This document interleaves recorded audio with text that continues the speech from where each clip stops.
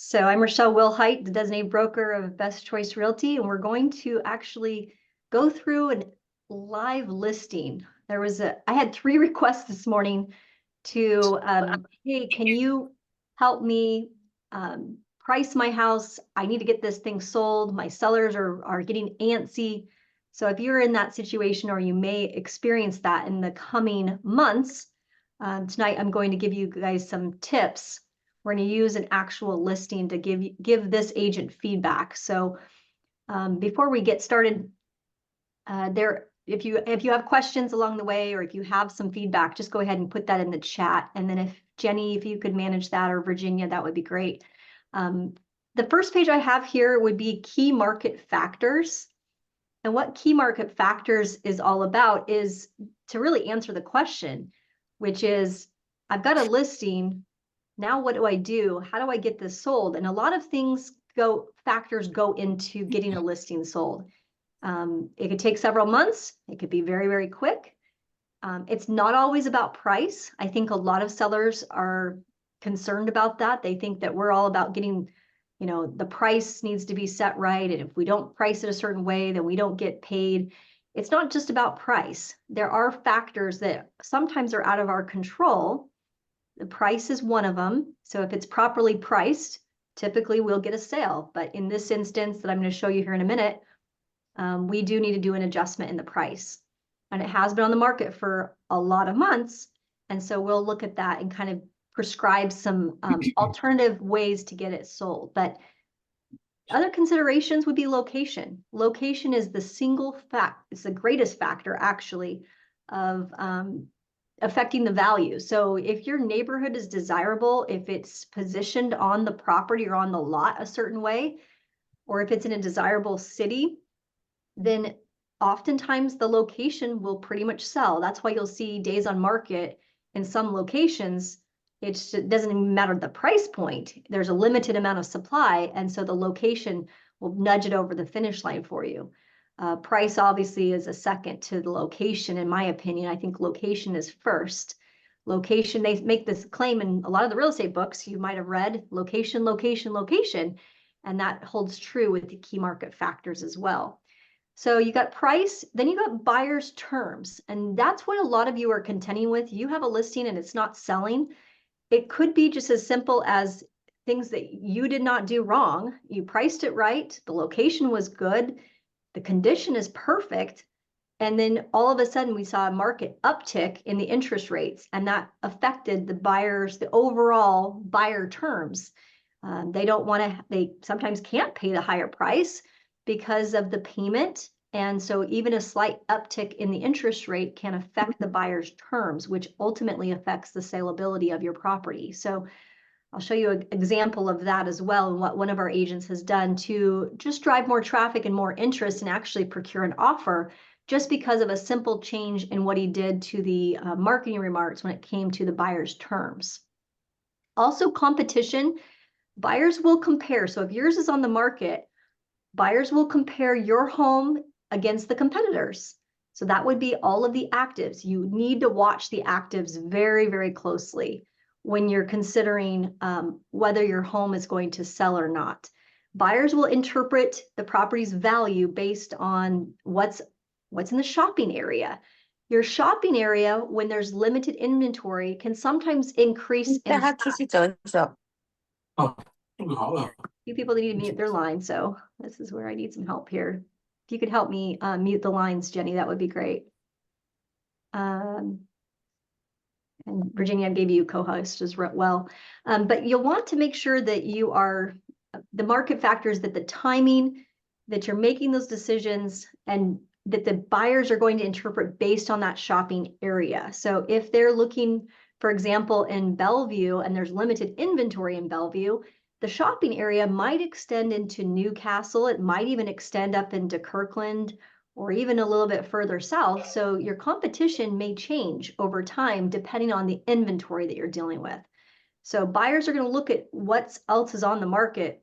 In our case, we're going to be looking at $2 million. What can you get between $2 and $3 million? And that shopping area might change. That might go further south, or it might go further north, or maybe even east. So keep that in mind about your competition, that it does change based on the inventory levels. The timing, real estate market is going to be all about the seller's market and the timing. Market conditions, they can be adjusted, but it's, I mean, what you got, for example, in February might not be what you get today in the month of May. So think about that as well. And then I would say another key market factor that's not on the screen here is the availability, so that you can get buyers agents into your property to show. Sometimes sellers will say, well, I want to limit the amount of showings that we have, or I have to be there, or you have to be there to show my property. Anytime you limit the showability, maybe you have dogs and the dogs, you have to walk the dogs, or you have to contend with pets or things like that. That also can affect the marketability or the ability to get somebody into the property to actually show. I have one of my sellers in the past has been overweight, and she was a big woman. And I tell this story because it's real. And honestly, if she would have vacated the house prior to listing the house, we would have got it done a lot faster. If she would not have been there to control every single showing, we also would have sold faster. Again, we want to provide as much access as possible simply by making it so it's easier for it to be shown. A buyer's agent to, at a moment's notice, go out and take a buyer who's driving around. The higher the price, the quicker the sale. So that also can be a consideration on the key market factors. So I'm going to go into our example tonight, which is a house that's a beautiful home in the Bellevue region. This is the listing. It's MLS number 2193984. So desirable location. So location's not an issue. It could be that the reason this isn't sold is because of the way where it's placed in that neighborhood. So there might be something that is preventing a buyer from moving forward. The listing agent, who has worked with me for many, many years, she's like, Rachelle, go ahead and show this on the screen tonight.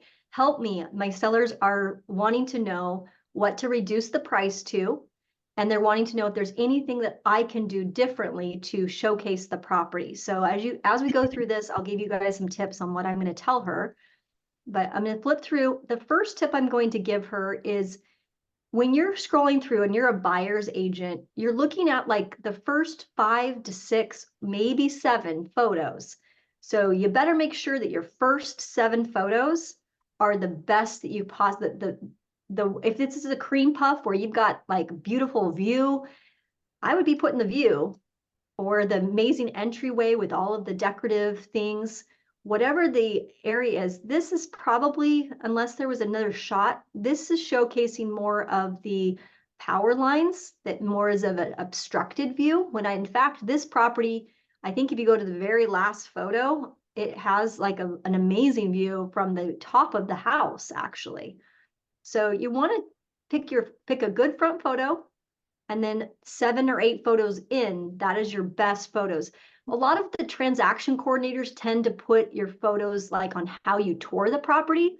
With video tours, where people are actually seeing video tours, and that's another thing I would say for a property like this, I would have included a video tour as well.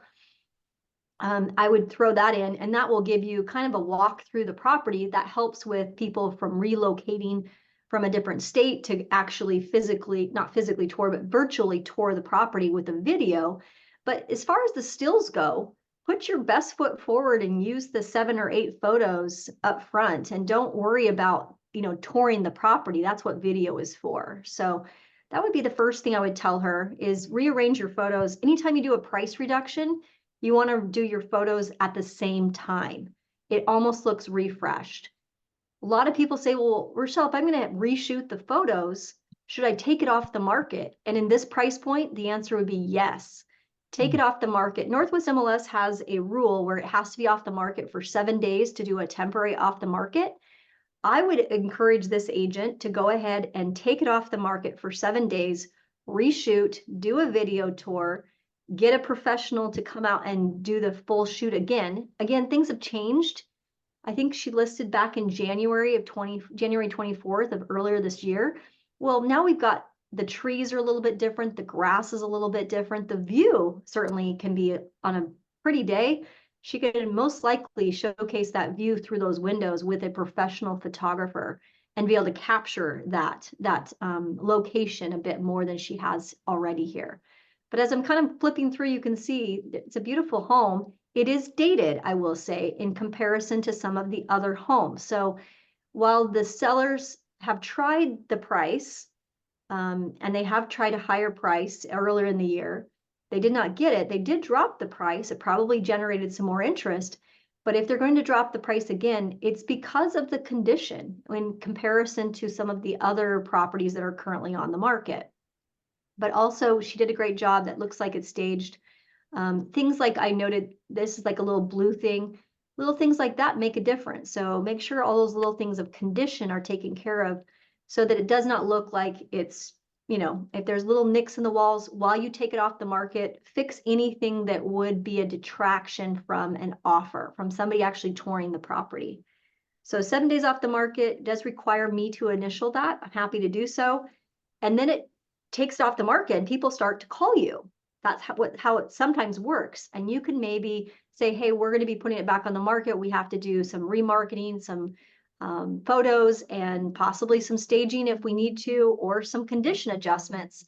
But this will be going back to market. And you can let those prospective buyers, but they're standing wait, watching to see what you drop the price to and what you change with the property. And that often, just doing that status change will often generate an offer or more interest in the property. As I scroll through, there's another opportunity that many of you miss, and it's a way to describe the photos. Every single photo has I think it's about 100-word count. Don't quote me on that, but you can actually write about this photo on every single photo, and that gets you more eyeballs with SEO, with some of the websites that pull the data. The photos also kind of get added to, so there's more draw to those photos when you describe what you're seeing or what angle this is, if it's northwestern facing, or if they pull the blinds up, but there are blinds that the seller can install. That's kind of an eyesore when you see the neighboring property. So they may want to, in this picture, I would probably annotate it, seller is willing to install blinds or shades on the large windows, or this is facing a certain direction that brings in a lot of natural light, or this is the living room with access to the kitchen. Anything like that, you can describe the photo. It does help in, again, more eyeballs on this particular property. So she's missing a few things there. We could annotate the photos and do the photo order. The marketing remarks, they could use a refresh as well. So your stunning new home. I mean, we love ChatGPT on some of this stuff, but there's nothing that says by me than a well-worded marketing remark. So really talking to that buyer's agent or that buyer about the location, about what they will find that's unique. This is your opportunity to really sell the property. And a lot of times what I see on marketing remarks is a lot of what we call feature dumping, where you say 3-bedroom, 2 bathrooms, generous, I would say she's got a little bit, it's not horrible, but I would say definitely want to rework the marketing remarks and sell me on why I should buy this house over the others that are on the market. And try not to feature dump. Feature dump meaning listing out all of the bullet points that you would typically put on a flyer, like vaulted ceilings, all appliances included. Those are features. Those are feature dumping. Tell me why that's important, or tell me what they've done to the house, or tell me what makes this house so special. That would be better than actually just jumping a bunch of features here. On spacious too, so spacious would not be feature dumping. That would be more telling me about the property. 2 primary suites with a huge shower. So tell me why this is important. Why do we have 2 primary suites?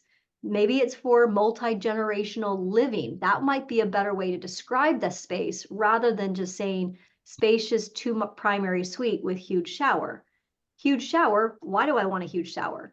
Is it updated? Is it dual head? I mean, you can feature dump, but you have to tell me why.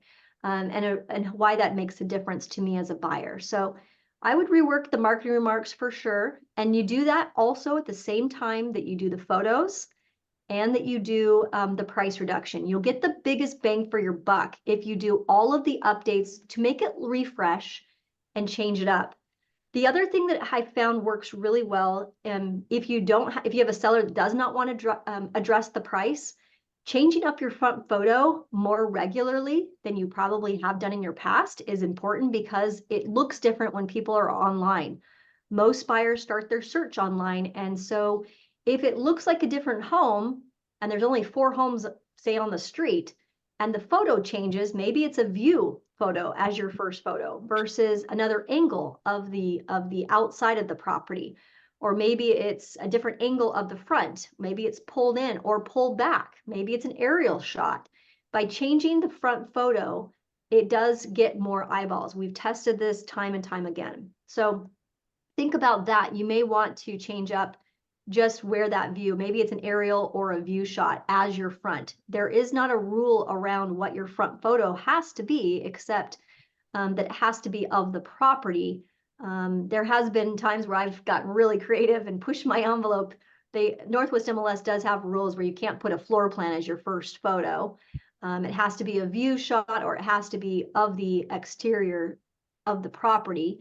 We've got away with sometimes condos in what we show there. So if you have questions about that, that's a good question for the listings department at Northwest MLS. But yes, that's a good way to get more eyeballs on this listing. Open houses, they don't typically sell, but it does get more interest and will give sellers the feedback. If you're concerned about getting people feedback on the listing, you can certainly reach out and see if one of our agents at Best Choice Realty would be happy. I think they would be happy to host an open house for you. It would just be a matter of getting on the schedule and having enough time so that they, as a buyer's agent, could market it to their demographic as well. So then it comes down to good old price. And when you bid on the market, see, they had it listed at 2.85, and then they did do a drop at 2.65. And now it does appear that they are engaging in our agent to try to come up with what do we need to price this thing to sell. So now we're motivated. It sure would be a great thing to do to actually have the seller agree on some sort of price reduction plan if we were not going to set the price and accept a bidding war. You can see that if I show you a few things. So here's I did a search just to preset this for you guys tonight. I went ahead and looked for anything that is in this price range of the shopping area, anywhere from 2 million to 3 million, within, I'd say, a half mile. I started narrow, quarter mile. I went out about a half mile, and then I went up to a mile because I certainly think that people are looking, their buying criteria is expanded. They're looking for deals. They're looking to maybe go outside what they were thinking in Bellevue so that they can maybe cut some expense because the interest rates rose. Or they are just looking for a wider area. And now that they're seeing more listings coming on the market, their shopping area does expand a bit more than they have in the fall and the winter. So I did that. I went ahead and found 12 listings so you can see what the competitors are doing. Here's one also has been on the market for 42 days, 2.79. They dropped to 2.65. Notice 3,800 square feet, 42 days on the market, small lot, no view. This one has a view, 185 days on the market, 2.65. So we're looking at the same price range as that one. This is on 61st in Bellevue. Seller lived in the home part-time. You can see it's a beautiful home. It looks a bit more modern though, as far as that goes. The flooring is newer, where ours tends to be a bit more dated. So just right off the back, I think a price reduction definitely is needed because the buying area, whoever's going to buy this home is going to buy for location. They may buy for view, but I think we probably overvalued the view, especially if our photos are really not showcasing the view. Most buyers are going to be comparing this home you see here that has some more modern finishes to the home that we have as the subject. So just right there, this comparable, this active, if I was shopping for a home myself, I would be looking at this one as well as the other one for 2.65, and making some difficult decisions, you know, as far as, do I want to offer on this one? Does this meet my needs where I don't have to do some updates to counters and to cabinetry and to flooring? Or would I prefer the location of the other one? Sometimes price will solve for that. So if we can get the seller to drop the price below the 2.65, which we're going to encourage them to do, then we'll have a higher likelihood of getting an offer. And that's what we want. We want to basically crush our competition. And this is our competition right here at 2.65. Here's another competitor at 2.475, been on the market for 11 days. So you do want to watch this. This is 4590 square feet. It has a 3-car garage. It has an additional mother-in-law downstairs. Does not have a view. Highly desirable area. Location is very close. And they're at 2.475. So if I can get the seller to go for a 2.5, I take it, because ours has a view. It still might not get it done though. We still might be chasing, you know, this one, we might help this 2.475 sell over ours. But if you kind of look at this one, this is not as updated as, say, the other one. So 2.475 gets you a home that looks like it's clean and it's well kept. And it does look like they've updated their kitchen counters, and their cabinetry looks like they may have painted their cabinetry. Don't know until I actually tour the home, but I'm just gauging that just from the pictures alone. Notice they didn't take advantage of the extra space on their home. So ours is a bit more exquisite. Ours has a bit more, I would say, wow factor. So I think that this home will sell for more than 2.475 if we were to market it appropriately.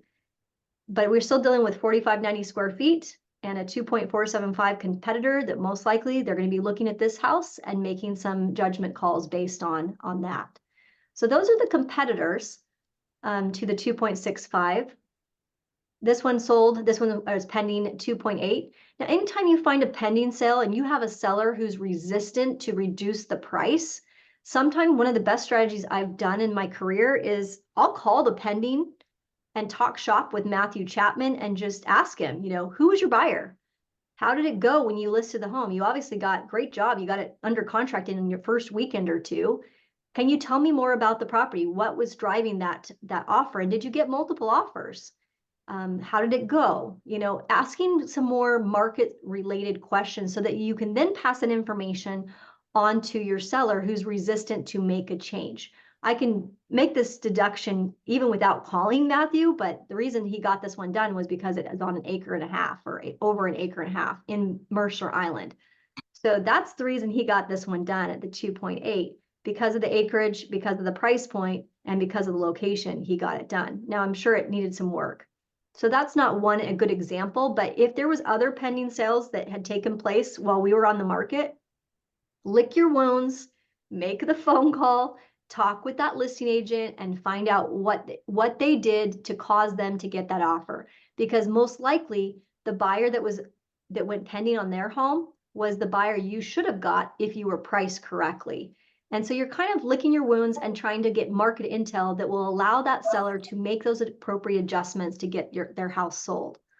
This house right here sold in March, one day on the market. Notice that they did the whole price low kind of concept, Newport Hills, one just right below the 2 million mark, that would drive multiple offers, but they were only able to get 2,050,000 for it. Did they do a bad job? Possibly. They may have underpriced their home.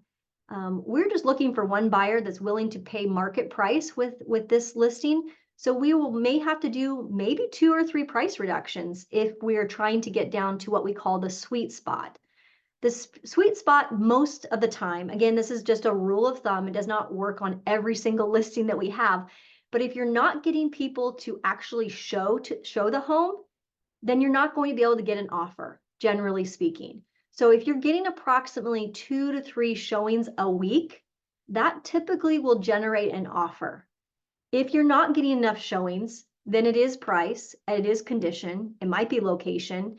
There are other factors, like we talked about, the key market factors that's impeding you from getting an offer accepted or an offer written. But if you're not getting the showings, we have a lot of people looking online and almost kind of snickering at the fact that your price is too high, or your condition or your marketing is not set right, or they're not available to come out and actually show the home.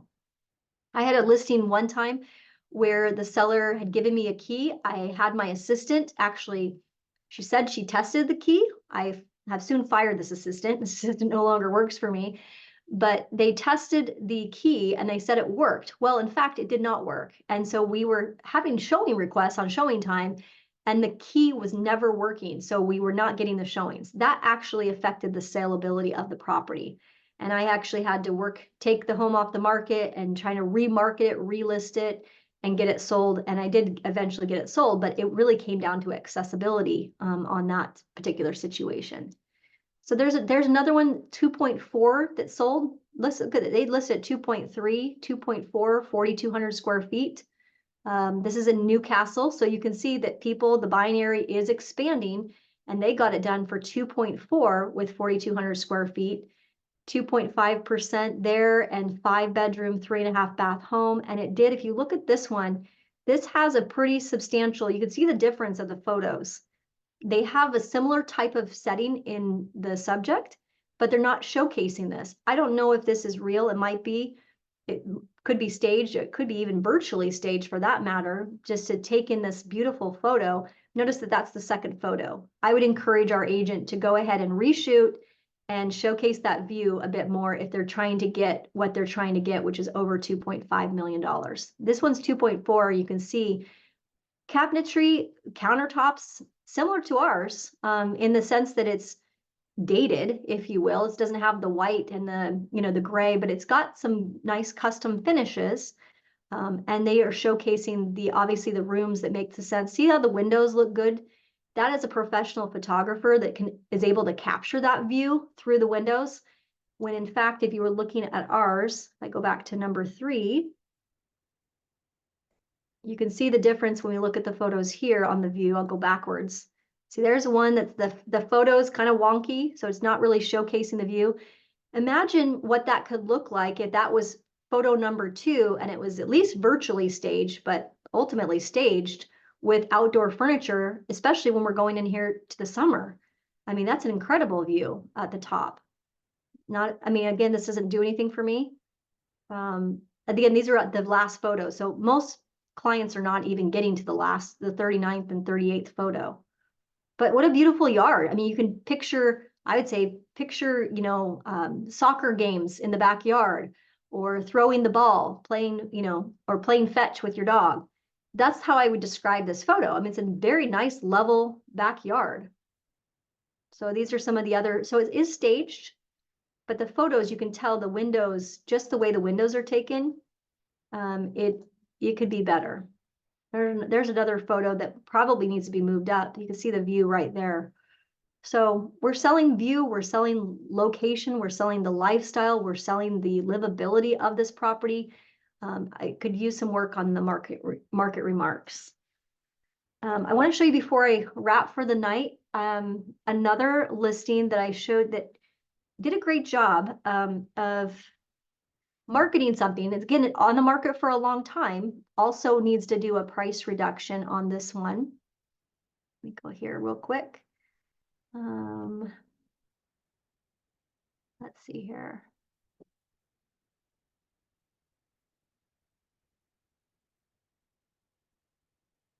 Nope, not that one.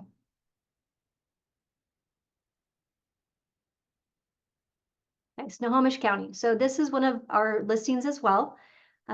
I love this because, and we could also cap this. That would be helpful. The first line, I see a lot of people doing that, and it just kind of calls attention with the caps. So I would probably cap that and say reduce price. But just this change in this one line right here drew an offer. And it was a contingent offer. So we did receive a contingent offer on this listing, but that was what drove that offer.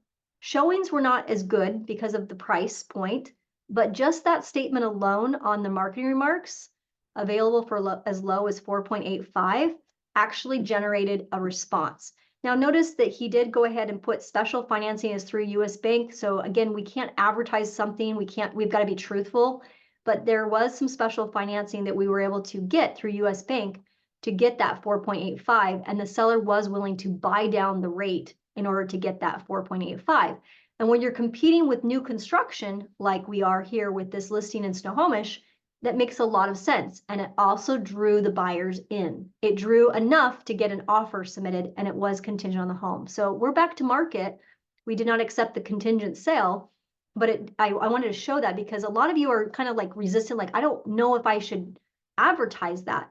Absolutely. If the sellers are not willing to reduce the price, but they're willing to work with a lender to do a buy down or to do some sort of interest rate, go ahead and highlight that. In fact, put it in your first sentence so that it draws a lot of activity, or it draws maybe the offer that you've been waiting for.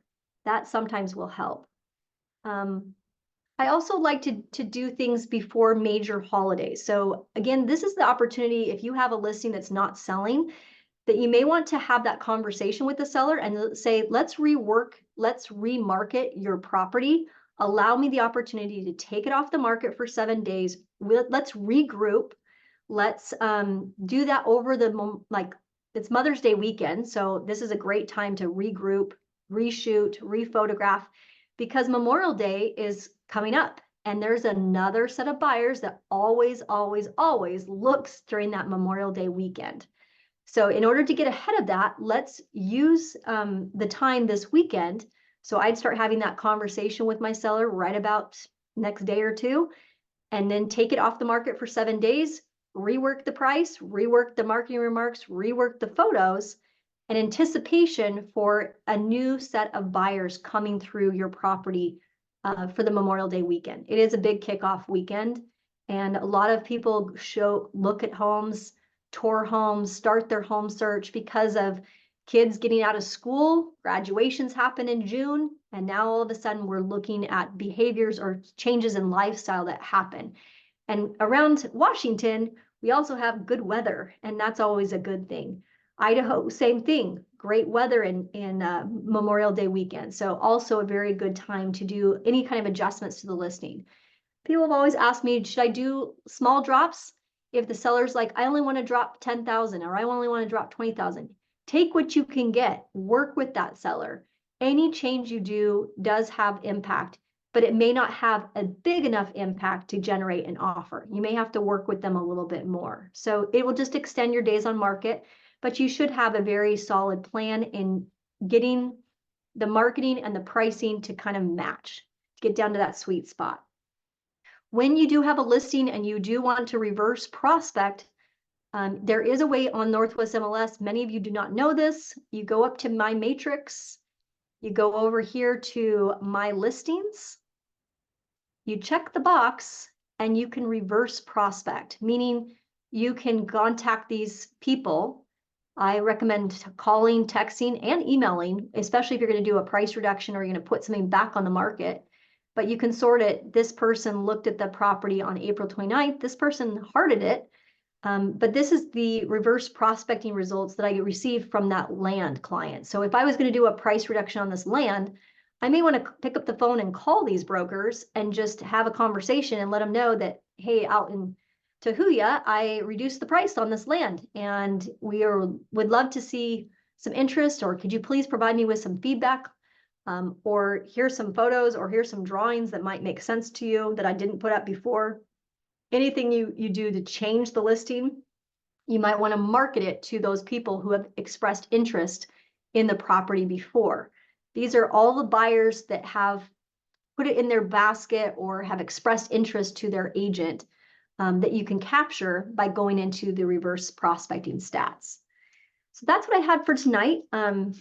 Definitely welcome any questions. Virginia, do you have any questions or something I need to cover here?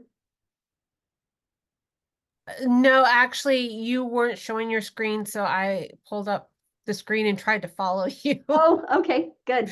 But I think we did pretty well. And you, so somebody should have said something. it's all good. Lovely. Okay, I'm just talking into space. No, we had pictures up. I followed you. Okay. So yeah, so if that was great. I had a good second. Helper, next time say something that I'm not showing my screen and I will be happy to. No, yeah, sorry. No problem. Anything else that we need to cover? Oh, Wenry had a good question. If the property is so unique, how to compare with ones in the market? Yeah, I've sold even like a geodesic dome. That was pretty unique. That the buying area was huge. That buying area, Wenru, was all the way from Snohomish all the way down to Thurston County, looking for geodesic domes. So yeah, your buying area, when you have to compare for something that unique, most of the time you don't have that unique. I mean, usually I can go out, go to another city or adjacent city and find a comparable property, but log cabins, yep, that's a great point, Aria. Log cabins, geodesic domes, um, multi-family where there's like 2 different living areas with, you know, 3 different kitchens. I'm going to put a property on the market here that's going to have like 7 bedrooms, right? That's pretty unique for Auburn, for example. So those types of things, you may have to go outside and think about what's the buyer? Who is my buyer and where do I need to go to find that? Mary had a great question. She said, what day of the week do we do a price reduction? I usually like price reductions on Wednesdays and Thursdays. Virginia, do you have a specific day that you like? I actually would prefer to do it on close to the weekend, like Thursdays would be a great day when everybody's looking again. When do we reverse prospecting? I do reverse prospecting as soon as the property goes online, and I keep up on it every time I see somebody else get another hit. So it's something you should keep on top of all the time. Great. Yep. Raising a price on a home, do not recommend that. So We I would we say, actually had an agent who did that this weekend when she put her property back on the market, and then was confused why she didn't get any showings and just one offer. yeah, And I went in and looked at it and I was like, well, you raised the price almost $200,000. right. There'd have to be something substantial, that you did. But in that case, it would be better to do take it off the market, cancel it, take it off the market for a couple months, and then relist it while you did whatever improvements that would generate that, because their days on market are going to stay the same. In fact, it's going to be more detrimental. It's like you're going the opposite way when you increase the price. So yeah, even a small dollar increase, it triggers it on a lot of the websites as an increase, and it makes us look very weak. I would not recommend that, an increase in the purchase price. Great question though. Anything else that we had? What's Don't the be most afraid. attractive number of bedrooms? Is 6 too many? I think it depends on the family. I mean, Yeah, it just really depending on the house and the family and the area. 6 could mean multifamily situation. You just don't know. I think one, yeah, it just depends. Wouldn't you say? yeah, it really depends on the buying area. I mean, if it's there's that law that's in appraisal tactics, right? That say that if it's not common in the area, that makes it difficult to sell. And so if all the homes are like 3 bedroom, 2 baths, and you've got this 7 bedroom mammoth, you're not going to get the full value because you're kind of like the oddball out. So it makes it difficult to find the buyer if it's too unique. Um, Stay of the week. Anything else we missed here? If the property is unique, we did that. Don't be afraid to call the other listing. Yeah, have more conversation. I think that's the biggest takeaway. If they don't answer, text them a quick question. I get a text here and there from agents. In fact, I got a phone call from another agent from a year and a half ago. I sold a property that was so unique. It was like a card shop. It was like commercial. It was on a busy road in Kent. And this agent was trying to list another house on that busy road. And she called and asked me, what challenges did I run into? That's a great question. I told her what challenges I ran into. It was on a busy road and I had to change my marketing remarks twice. I had to take it off the market, do a price reduction. I remember that house specifically because it was a difficult property to sell. And she thanked me and we had a great conversation. So don't be afraid to call other listing agents. Um, that's how you build trust and build rapport when you're out there. When you're doing reverse prospecting, Sabat, you're going to want to contact the buyers you're not contacting the buyers directly. In fact, the contact information is the broker, is the buyer's broker. So you're not allowed to contact that buyer because most likely they have an exclusive agency agreement with those buyers. But it does give you a window into their world that this buyer was looking for this particular property, this MLS number. So looks like Virginia has her listing up here on 32nd Street. She's got quite a few people that she can reach out to and contact. It allows you to email them directly from here. Just take the reverse prospecting stats, like click on one of them for me, Virginia, the little, yeah, the little email. I don't like the templated. I will usually remove the subject line and come up with a much more clever subject line. But if you do it through the system, through Northwest MLS, you'll have a higher likelihood of it going through. Their server is really good. See the So subject line? yeah, so what I did is I put a letter together and then I ran it through Chat GPT and then I threw it out to everybody. Perfect. So the email There's body would be whatever it is, but the Yep. subject line, change the reverse prospecting inquiry, just change that and come up with a clever, much better subject line. I just reduced the price, new photos, new staging, whatever you want to showcase. Let me know your feedback. That's one of my favorite subject lines was let me know your feedback. Again, you're just trying to get them. There's so many emails that I get in my inbox and I'm going to respond to some, and sometimes I'm not going to even open them. And I would be less likely to open it if it came with a subject line that didn't grab my attention. So again, have fun with it, but subject line doesn't even have to have the MLS number. It doesn't even have to have the address. They could just say quick question.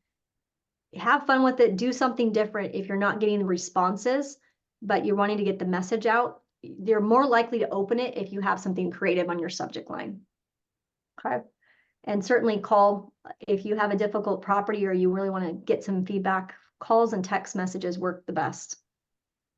Even then, they don't respond to you. So, yeah, that's a great shot there. Reverse prospect. And in Idaho, if you're in Idaho or you're in Spokane, you don't have as many restrictions. So, go ahead and do some price reductions. They don't have where you have to take it off the market, or you have to wait 60 days. You don't have those rules that you have to contend with. So by all means, market the heck out of it. Take advantage of those opportunities that it kind of repopulates and sends out to the buyer agent pool. I wish sometimes I wish we had that over here on the west side of Washington. Okay. There's nothing else. Have a great week, you guys. I apologize. Somebody should have said something. Cheryl should have unmuted her line or something and said, you're showing nothing. Talking into space, but thank you, Virginia, for helping out, showing the listing, and hopefully you guys wrote that down. If you have some feedback for our good friend Tao Win, reach out to her and give her some tips, but hopefully that was helpful. So you can kind of see what options you have when you're dealing with a difficult seller. All right. That's a wrap. Thanks, everybody. Have a good one. All right. See you soon.